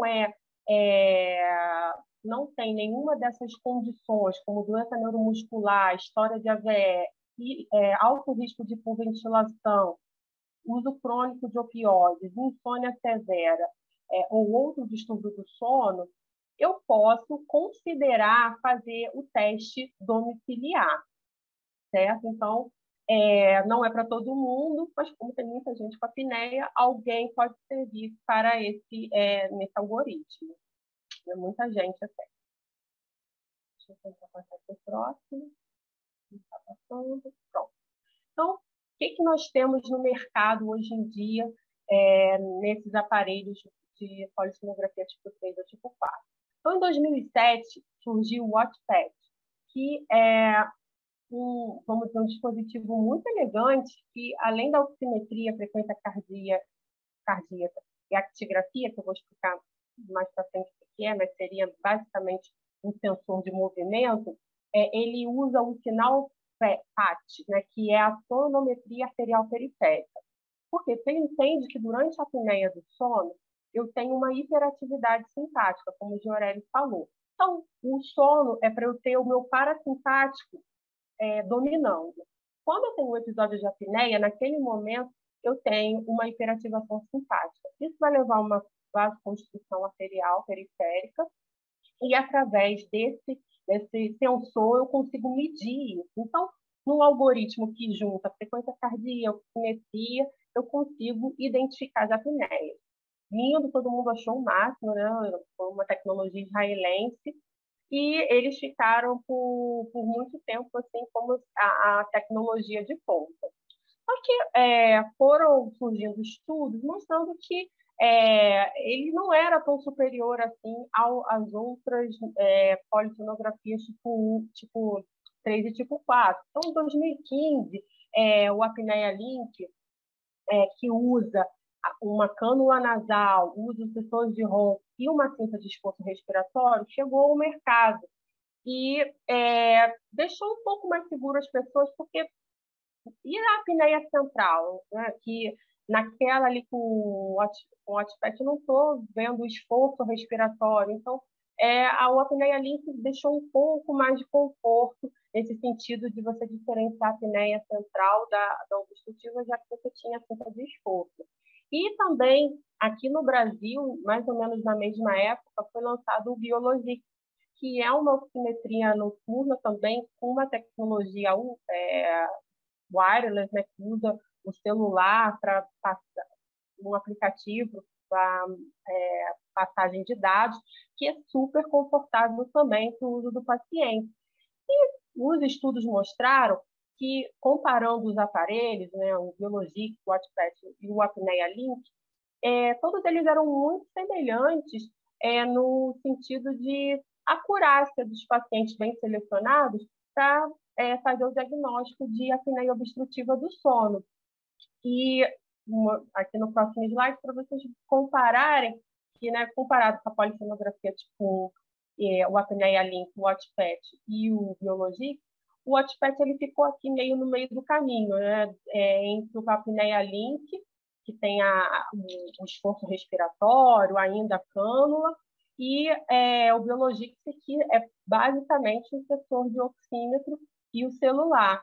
Então, eles ficaram aqui no meio do caminho, mas não por muito tempo, porque em 2017 eles lançaram, conseguiram emplacar aí pelo FDA o Watchpad Central Plus, que eles, acrescentando um pouco mais de sensor de posição, sensor de ronco, eles conseguem detectar um movimento torácico, e assim eles lançaram esse slogan, né, de você poder detectar a apneia central sem esforço, ou seja, tem a necessidade também da cinta de esforço respiratório. Então, eles conseguiram colocar isso no mercado, e em 2019 eles marcaram outro gol, assim, porque eles conseguiram fazer o que todos estavam querendo, que é fazer o Watchpad One, que é o paciente comprar na farmácia o teste dele, ele usa por uma noite e ele descarta. Os dados são mandados para uma plataforma via aplicativo e o médico consegue ver a distância em qualquer lugar. Então, esse é vamos dizer assim, é um supra-sumo. Inclusive, a notícia foi publicada no site da Nasdaq. Você vê o quanto esse mercado movimenta em dinheiro e quanto todos eles estão interessados em simplificar o diagnóstico da apneia do sono. Então, realmente, se a gente colocar na ponta do lápis, vão ter vantagens, né, do fato de você fazer registros mais longos, mais de uma noite, você conseguir fazer com que o paciente respeite a rotina, né, tem um conforto que é inegável, com muito menos sensores, você tem um alcance maior, principalmente nos lugares fora dos grandes centros, que você não tem uma acesso tão fácil à polissonografia tipo 1. Mas lembrar que ela subestima os valores do índice de apneia e hipopneia, porque eu não vou dividir os eventos respiratórios pelo tempo total de sono, sim pelo tempo total de registro. Isso não é exatamente igual ao tempo total de sono. Então, você não deve usar, por exemplo, em caso de apneia leve, você pode ter aí um falso negativo. Também é limitado ao uso de apneia, então não serve para você investigar outros distúrbios respiratórios, só mesmo o distúrbio respiratório do sono.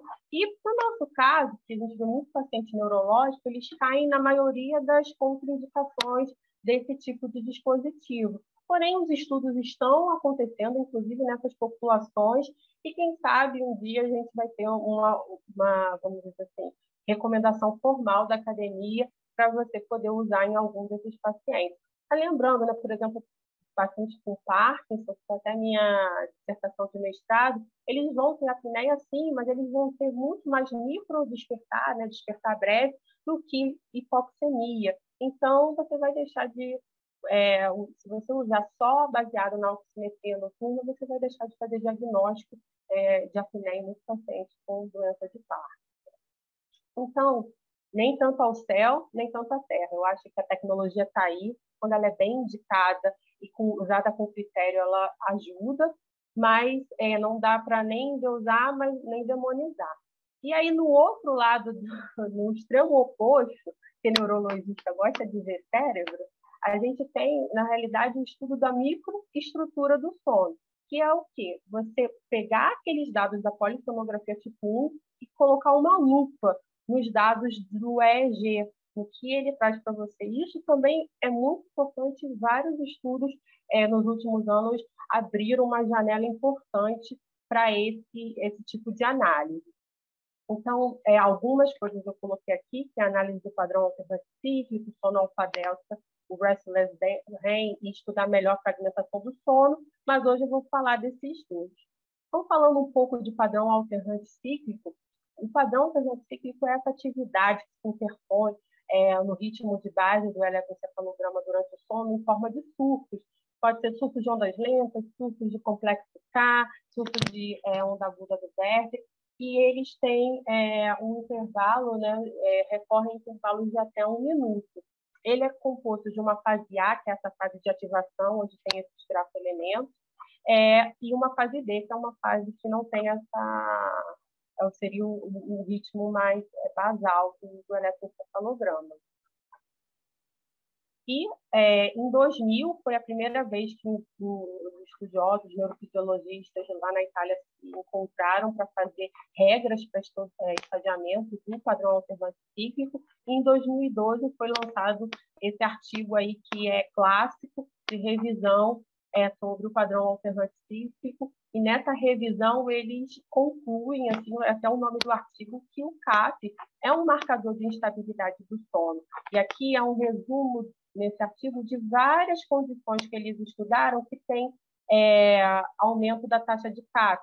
Então, reparem que os que têm aumento da taxa de CAP são aquelas condições relacionadas a vamos dizer assim, um aumento da despertabilidade. Então, pacientes submetidos a barulhos externos durante o sono, paciente com apneia do sono, paciente com epilepsia do lobo noturno do lobo frontal, né, hoje é hipermotora, depressão, desordens de alimentação, distúrbios alimentares.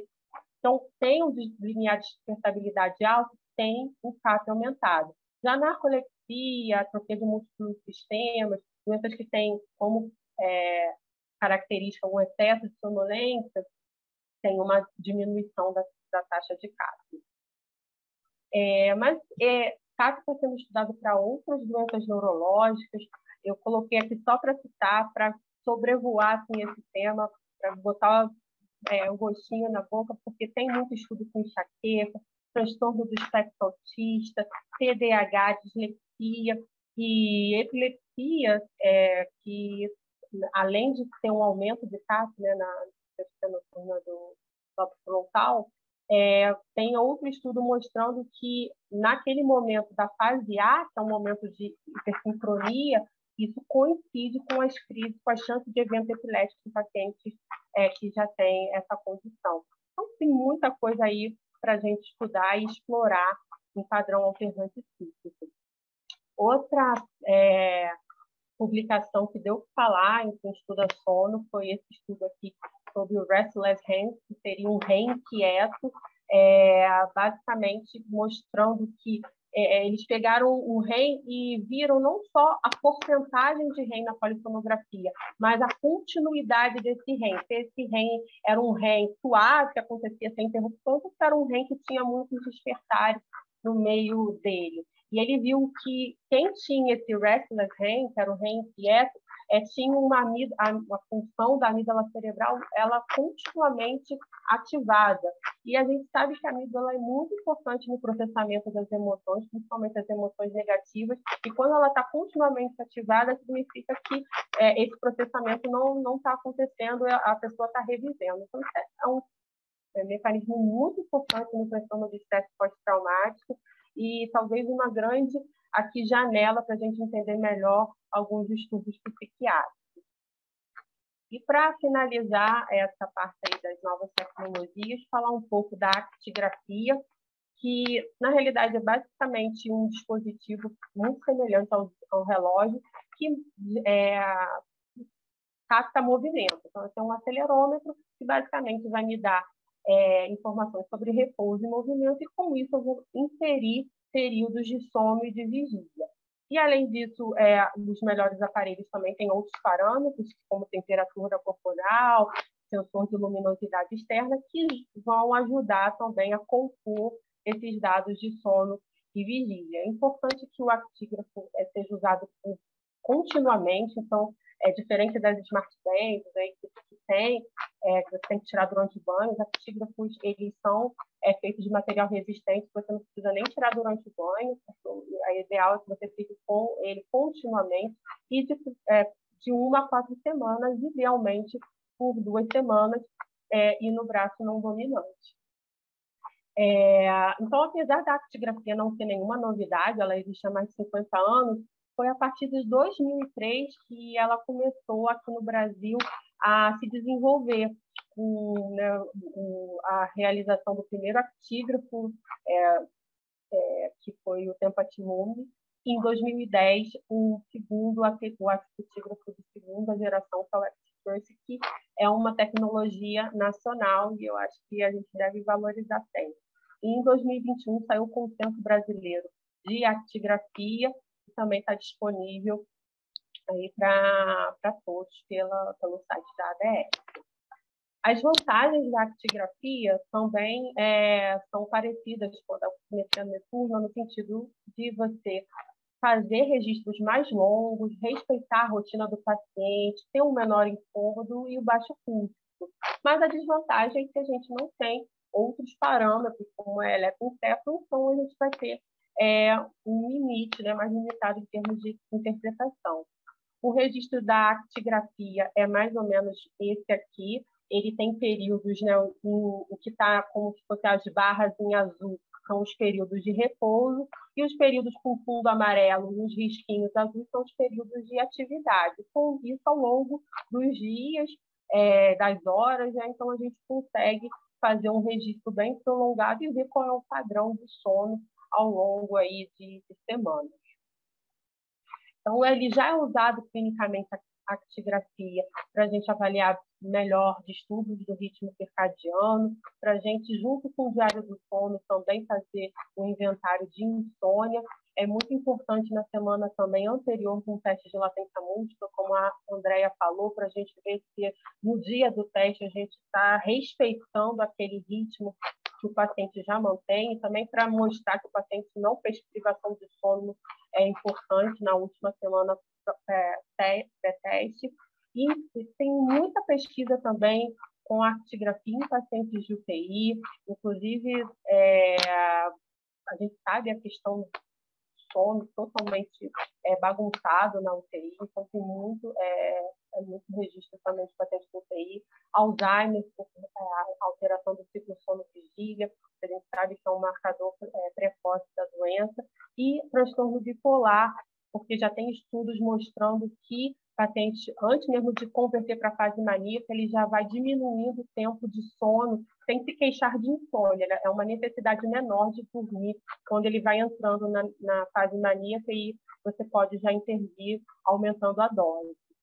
Eu gostaria de terminar dizendo que a noite também tem luz, a luz do conhecimento aí da medicina do sono. Acho que pode permear aí vários campos da medicina e ajudar a abrir novas janelas, novos horizontes. Muito obrigada. Agradeço a Cristiane. E todos os colegas são extremamente envolvidos, sempre no sentido de melhorar as condições de sono. E vamos daqui a pouco ouvir, então, o Guilherme Soares, que vai falar sobre o tratamento da insônia. Mas antes eu gostaria de registrar aqui a participação do professor Roberto Meirelles, que é titular de otorrino da UERJ, professor Pedro Moreira, da UF, e colegas de grande experiência, como em neurofisiologia, como o Renato Hertal, e outros colegas aqui também, não posso declinar todos, mas agradecer a oportunidade de tê-los conosco nessa edição do Clube do Neuro. E, sem dúvida, Cristiane, eu acho que as ligas, todo o núcleo envolvido na pesquisa e na prevenção dos distúrbios do sono podem contar com o Clube do Nervo a hora que vocês quiserem. A gente pode fazer uma programação especial. É fundamental que nós esclarecemos aos colegas, aos neurologistas, que se interessem pelo tema, porque é da maior importância e os neurologistas devem se comprometer com isso, assim como outros especialistas, mas particularmente aqueles mais envolvidos com o sistema nervoso e essa fisiologia toda, esse armamentário todo, sem dúvida, são os neurologistas. Então, eu tenho certeza que a participação de vocês hoje aqui, nessa edição do Clube do Nervo, vai ter uma repercussão enorme. Eu estou vendo, inclusive, na própria BNRJ, na nossa associação, no nosso WhatsApp, algumas manifestações, e que agradeço enormemente exatamente essa receptividade que não só o Clube do Nervo, mas particularmente a edição de hoje está tendo dos colegas. Então, vamos lá, Guilherme. E aí, o que eu faço para a insônia? Vamos lá. Deixa eu... aqui. Vocês estão conseguindo ver, não? Ainda não. Espera aí. Ué. Agora sim? Agora sim. Certo, vamos lá então. Bom, vamos falar hoje, então, né, sobre o que existe de atual e o que existe de perspectiva futura para o tratamento da insônia. Quando nós falamos em sono, fala um pouquinho de sono normal, nós estamos falando, então, basicamente das aves e dos mamíferos mais desenvolvidos, né? Obviamente, nós estamos no grupo dos mamíferos. E esse slide aqui, ele está aqui porque minha filha achou ele muito fofo e falou que tinha que estar. Então, eu não pude tirar. Eu deixei ele aqui. Mas algumas informações sobre o tempo, né, de sono de cada espécie, de cada animal. Ao longo da vida, de conhecimento dos neurologistas, né, e até da população em geral, que a quantidade de tempo de sono ela vai reduzindo em termos de necessidade. Quando você coloca, por exemplo, um recém-nascido frente, né, a uma criança de 1 ano, recém-nascido tem aquele sono polifásico, que todo mundo que já teve criança pequena em casa conhece muito bem. A partir do ano de idade, começa a consolidar um pouco o sono noturno, continua tendo ainda aqueles cochilos durante o dia. Dos 4 anos e diante, na creche, tem aquele sono noturno e tem aquele cochilinho da tarde. A partir dos 10 anos, e já no adulto, você já consolida o sono noturno, né? Deveria ser assim. Isso aqui é um slide bem antigo, em que ainda existia sono 3 e 4, hoje em dia é tudo sono de ondas lentas, mas só para mostrar na polissonografia, as crianças, né, muito mais sono de ondas lentas do que os adultos e do que os idosos quase não tendo sono de ondas lentas, muito sono 2 e muito fragmentado, o sono nos idosos, né? E nos adultos jovens, o sono de ondas lentas consolidado no início da noite e, para o final da noite, o sono REM. Essa é a recomendação, né, que existe hoje em dia, de 7 a 9 horas. Só lembrar que tem os dormidores curtos e os longos. Tem gente que se sente bem com menos horas de sono, tem gente que precisa de mais horas de sono. E a parte de se sentir bem é importante, inclusive, para o diagnóstico e para o segmento terapêutico. Qual a importância do tema? Insônia é prevalente em 12 a 25% da população. Tem um curso crônico, os sintomas perduram por 5 anos em até 59% dos indivíduos, depois de um diagnóstico formal e tratamento. Dentre as consequências, tem a baixa produtividade, absenteísmo e o aumento do risco de acidentes. Lembrar que, além do absenteísmo, tem o presenteísmo, aquele cara que vai trabalhar se arrastando, fica lá, não produz nada, mas está lá de corpo presente. Os custos estimados disso são de 100 bilhões de dólares por ano, apenas nos Estados Unidos. É um fator de risco para doença mental, depressão, ansiedade, alcoolismo, fator de risco para síndrome metabólica, fator de risco para hipertensão e doença coronariana. É um fator de piora na qualidade de vida e, isoladamente, aumenta a mortalidade em comparação com a população geral. Isso aqui também é da National Sleep Foundation. 95% dos americanos vão ter, pelo menos, alguma queixa de insônia durante suas vidas, 25% tem insônia crônica e os idosos têm mais ainda. Diagnóstico, então, é essencialmente clínico. Ele parte de uma avaliação criteriosa de saúde física e mental, hábitos diurnos, hábitos noturnos, né? E você pode usar também para auxílio diagnóstico o diário do sono. É uma avaliação subjetiva, é o próprio paciente que tem que preencher. Ele preenche próximo de deitar e depois de despertar. É uma ferramenta auxiliar, também pode ajudar na terapêutica, para você observar como é que aquele paciente está evoluindo. Possibilita identificar o padrão do sono daquele paciente e facilita a identificação de outros fatores que possam estar interferindo. Um exemplo de diário do sono. Índice de gravidade da insônia. Também ele é auto-aplicável, é auxiliar, não é utilizado de rotina, mas é útil em alguns casos. Tá? Esse é um exemplo de um índice de gravidade da insônia. E polissonografia e actigrafia. Não são recomendados para o diagnóstico do transtorno de insônia. Eles podem ser usados quando você suspeita de alguma condição comórbida, Lembrar que nós temos até mesmo aquele apneico com insônia, né? Chamado o COMISA, né? Esse é um paciente bem complicado, inclusive, de tratar. Muitas vezes ele até tem uma pequena melhora com o CPAP, mas não é tanto quanto a esperada. E são casos muito bem, mas são mais complicados, né, de se gerir. Pode ser útil também quando tem a falha terapêutica. É importante identificar os fatores que predispõem, que precipitaram e que perpetuam a condição. Esse é o modelo 3P de Spielman. E aqui nós vemos que ele vem crescendo, né?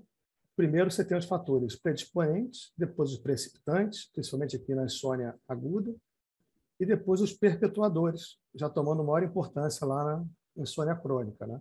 São hábitos aprendidos, são crenças inadequadas que vão perpetuando aquela situação, né? O diagnóstico, eu tinha falado de satisfação, né? É um relato de insatisfação com a quantidade ou qualidade do sono. Pode ser uma dificuldade para iniciar ou para manter, pode ser o sono fragmentado, pode ser a dificuldade para voltar a dormir uma vez estando despertado, ou ainda acordar mais cedo do que o desejado ou necessário, ou ainda o sono não reparador. Isso, mesmo em circunstâncias e ambientes adequados para o sono, causa impacto na vida diurna, né? E não pode ser explicado por outras entidades clínicas ou psiquiátricas. Em termos de classificação, tem insônia aguda, 3 vezes por semana por menos de 3 meses, a insônia crônica, 3 vezes por semana por mais de 3 meses, a recorrente, ao menos 2 episódios de insônia aguda em 1 ano, já classificam assim, e outros tipos, para você poder classificar o que não é classificável nas anteriores. O tratamento. O que nós temos na cabeça na hora do tratamento farmacológico? Primeira coisa, a primeira opção não é farmacológica. A primeira opção é o TCC, né, que é a terapia cognitivo-comportamental. O tratamento farmacológico passa a ser uma opção quando você tem impossibilidade de acesso à terapia, não adesão à terapia ou a falha da terapia. Uma vez optando pelo tratamento farmacológico, a escolha da droga tem que ser bem individualizada, e vale lembrar que na insônia, existe um estudo específico que demonstrou isso, o placebo pode atingir até 2/3 do resultado objetivo pelo tratamento farmacológico, tá? Então, qual é a farmacoterapia, vamos dizer assim, entre aspas, on-label? Medicações que têm aprovação para tratamento de insônia e que são utilizadas. Então, os agonistas seletivos do receptor benzodiazepínico, exopiclone, zaleplon e zolpidem, os benzodiazepínicos. No caso deles, aqui você pode ver que todos os que se usam no Brasil normalmente não estão aqui, né? Se não me engano, só o Stazolam existe no Brasil. Os antagonistas duais do receptor da orexina, do proquetinérgico, lemborexan, suvorexan e daridorexan. Importante dizer que o suvorexan e daridorexan não existem no Brasil. O lemborexan, provavelmente, a partir do ano que vem, vai estar disponível para nós. Agonista do receptor histaminérgico, a doxepina, em dose baixa, cumpre esse papel. É o único antidepressivo que é aprovado para o tratamento do transtorno de insônia. E os agonistas do receptor melatoninérgico, né? Por exemplo, a ramelteona. Existe ainda umas drogas que o FDA classifica como over-the-counter, são drogas que as pessoas usam, né, que não precisa de prescrição médica, mas que as pessoas usam para dormir. Elas geralmente vêm com acetaminofeno ou ibuprofeno, difenidramina e doxilamina.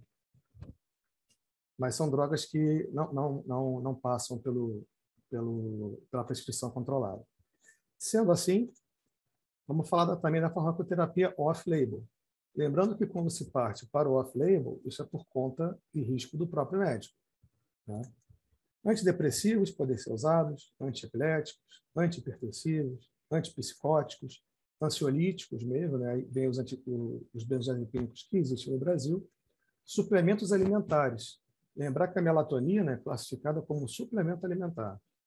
E agora as pessoas veem a carga de novo com os canabinoides. Né? Colocando tudo isso sob perspectiva, vamos pegar o consenso brasileiro de insônia, que está muito em linha com o americano, com o europeu, inclusive com a participação da Andrea Bacelar, né? E vamos falar quais são as recomendações. Então, é você usar a droga pela menor dose possível, pelo menor tempo possível, evitar benzodiazepínico, lembrar que nenhum deles, exceto o Stazolam, é disponível no Brasil e é aprovado. Os antidepressivos, só a doxepina é recomendada. Para insônia de manutenção, a agomelatina também, que se fez muita propaganda em torno, não é recomendada. Os agonistas seletivos do receptor benzodiazepínico são recomendados para insônia aguda, de início e de manutenção. E o uso off-label da trazodona, mirtazapina e amitriptilina podem ser uma opção na insônia de manutenção. Os antagonistas hipoketinérgicos são recomendados para a insônia de manutenção e a ramelteona é recomendada para a insônia inicial. Melatonina pode ser usada principalmente transtornos de ritmo circadiano em idosos. Que mais? Os antiepiléticos não são recomendados, antihistamínicos não são recomendados, nem fitoterápicos, nem os antipsicóticos. Esse aqui é um algoritmo interessante que tem no UpToDate, que é legal. Por que eu achei ele interessante? Ele pergunta qual é o sintoma predominante, a insônia inicial ou a de manutenção e mista. E aí, quando vem para o tratamento, ele faz uma diferenciação. Você quer evitar os antagonistas benzodiazepínicos? Sim e não. E aí ele dá aqui as opções de acordo com a escolha do médico e do paciente. Por isso que eu achei interessante esse algoritmo. Bom, isso era o que se tinha até agora. Até que em julho do ano de Nosso Senhor de 2022, saiu esse artigo na Lancet. Né? É um artigo que ele propôs uma série de coisas novas. É uma meta-análise multicêntrica, só sobre o tratamento da insônia em adultos. Foram inicialmente 171 estudos, quase 48 mil participantes. Depois desses, foram selecionados 154 duplos cegos, randomizados, controlados, e esses foram finalmente analisados. 44 mil participantes, mais ou menos, e foram analisados 36 agentes farmacológicos e o placebo.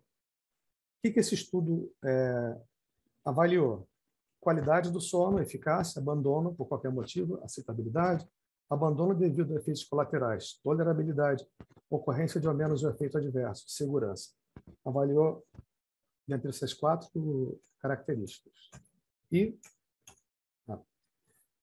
quais são as conclusões do estudo? Insônia aguda.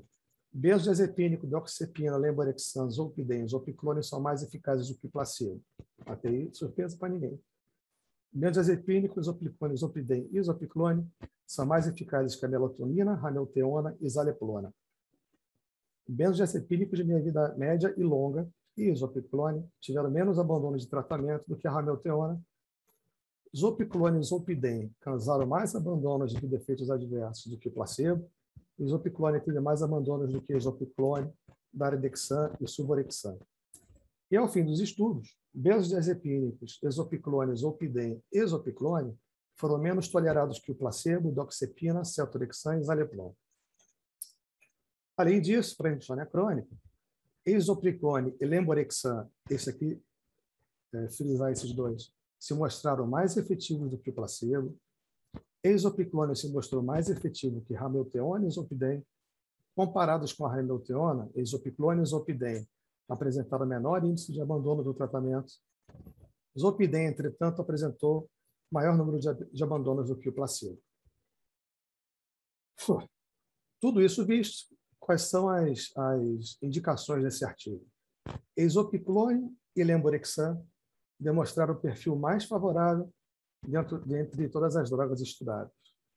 Doxepina, celtorexan e zaleplon foram bem tolerados, porém dados de eficácia são escassos ainda e não são conclusivos.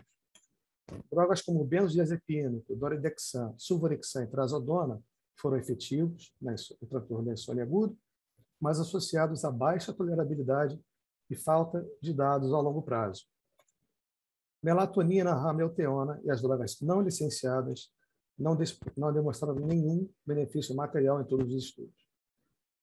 Isso aqui me deu uma certa satisfação, porque eu sempre fui crítico em relação à melatonina, mas nunca tinha esse dado científico para mostrar. E agora parece que realmente está confirmado que não tem nenhum benefício. E não há evidências que suportem a prescrição do uso de benzodiazepínicos e zolpidem para o tratamento ao longo prazo. Então, para o futuro, acredito que isopricolone e lemborexan devem ser as drogas mais indicadas. E eu deixo aberto aí a debate. Tentei me manter nos 15 minutos, quase que eu consegui. Ok? Muito obrigado. Excelente, viu, Guilherme? Excelente revisão do tema, porque a coragem da gente chegar e falar o que se vê, o que a gente percebe na prática clínica, e que às vezes a gente se questiona, como você sempre buscou alguma coisa que mostrasse que a melatonina não é assim, não tem essa eficácia toda, né? Aí, de repente, vem um trabalho que mostra, quer dizer, uma meta-análise, um trabalho sério, uma revista séria, e que certamente foi feito com o pessoal com conhecimento e sabendo fazer meta-análise.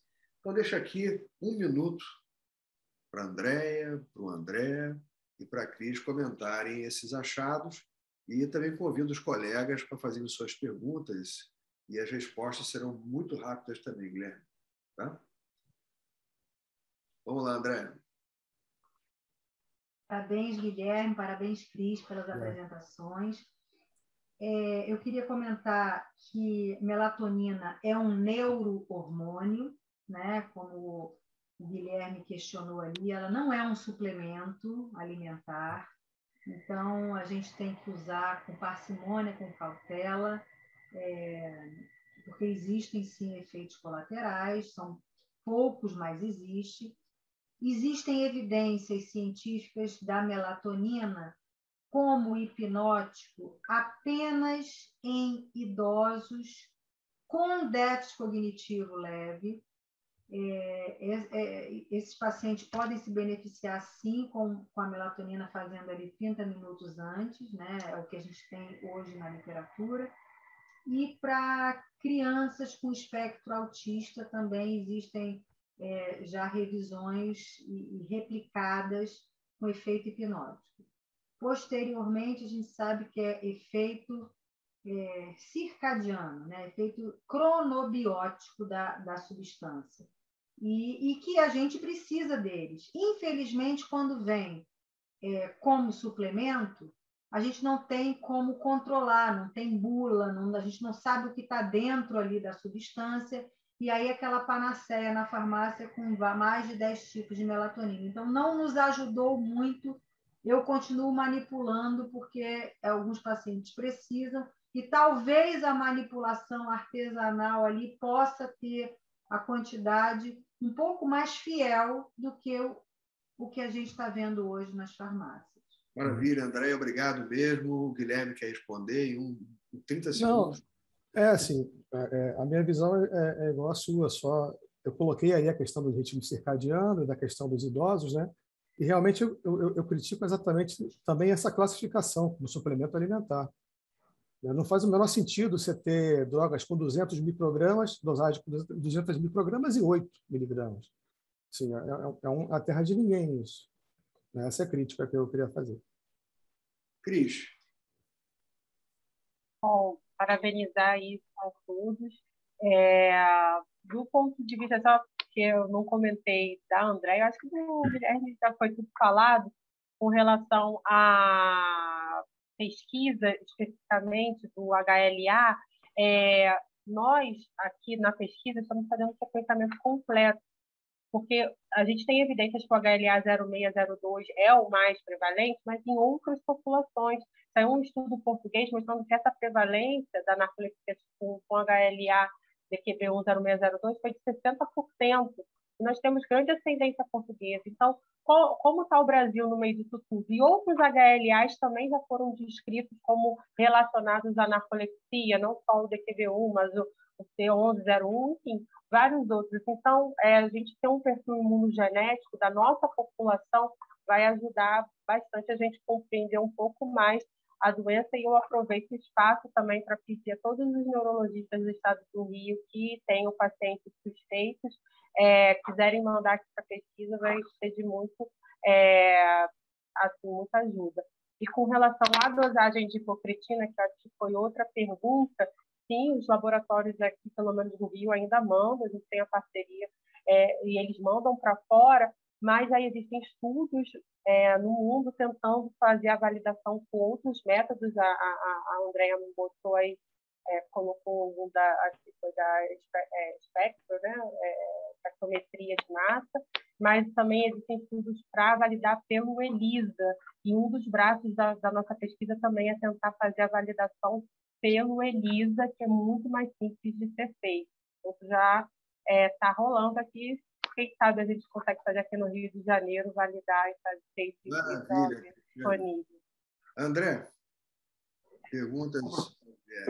Eu queria fazer só um comentário aqui em cima da apresentação do Guilherme, que é o seguinte: eu acho que ele expôs ali brilhantemente os guidelines, só que a gente tem que se lembrar que o guideline não é uma orientação que a gente deve seguir à risca, né? Assim, a gente não deve ter aquilo como realidade eterna, porque, assim, quando se faz um guideline, eles têm que usar a revisão dos estudos que são publicados, mas a ausência de evidência não significa evidência de ausência. Então, se você não acha evidência para o funcionamento de uma medicação, não significa que ela não exista, só significa que ela não foi estudada.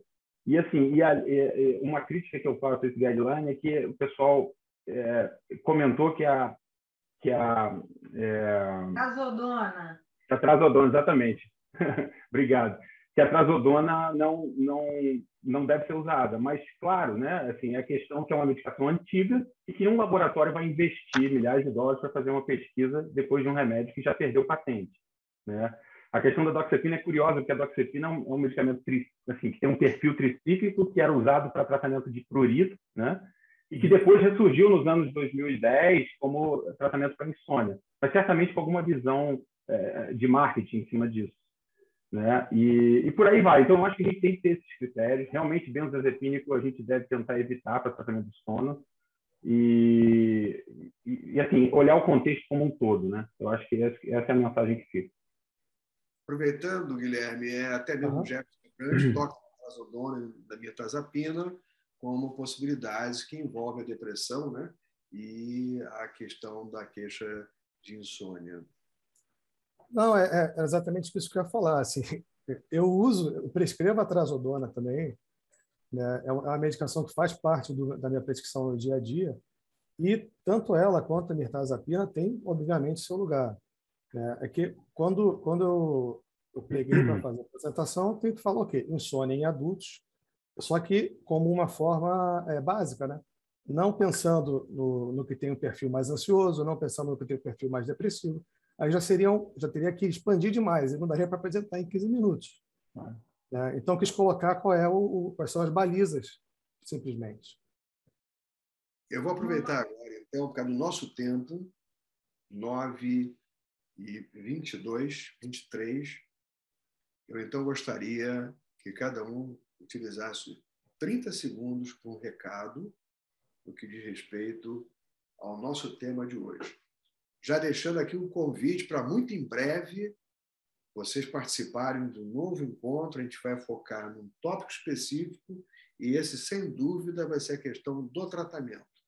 Porque o tratamento hoje, mais do que nunca, temos que pensar no indivíduo, ele tem que ser individualizado.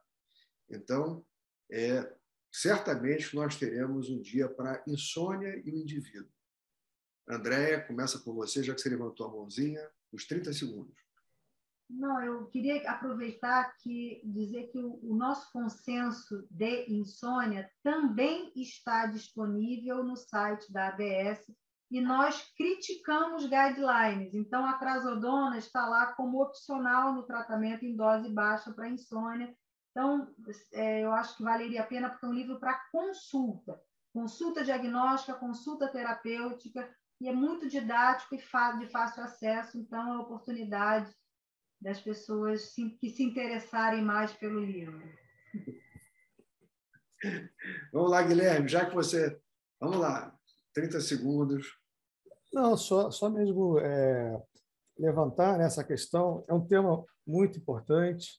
Nós vemos no Brasil ainda uma prescrição massiva de benzodiazepínico, que é completamente inadequado.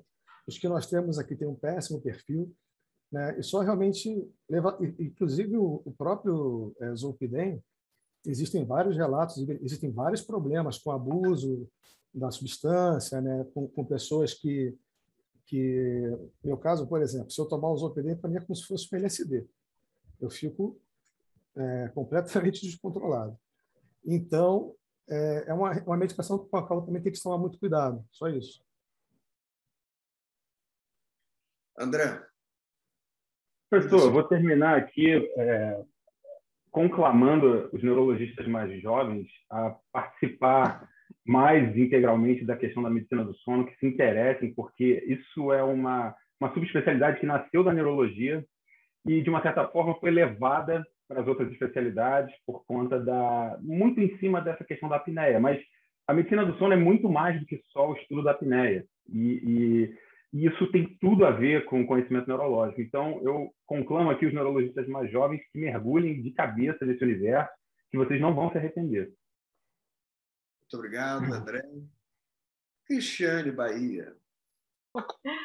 Bom, minha fala é no sentido de complementar do André, no sentido que se nós neurologistas não defendermos o EEG da polissono, ninguém vai fazer. Nós precisamos ser realmente quem vai desbravar esses outros dados que estão lá, mas que estão sendo pouco explorados e que, com certeza, se a gente se debruçar e estudar e falar mais sobre microestrutura, a gente vai conseguir avançar em muitas outras questões. Então, é para a gente seguir e conclamar realmente outras pessoas a juntar ao nosso grupo de entusiastas e apaixonados pela medicina do sono.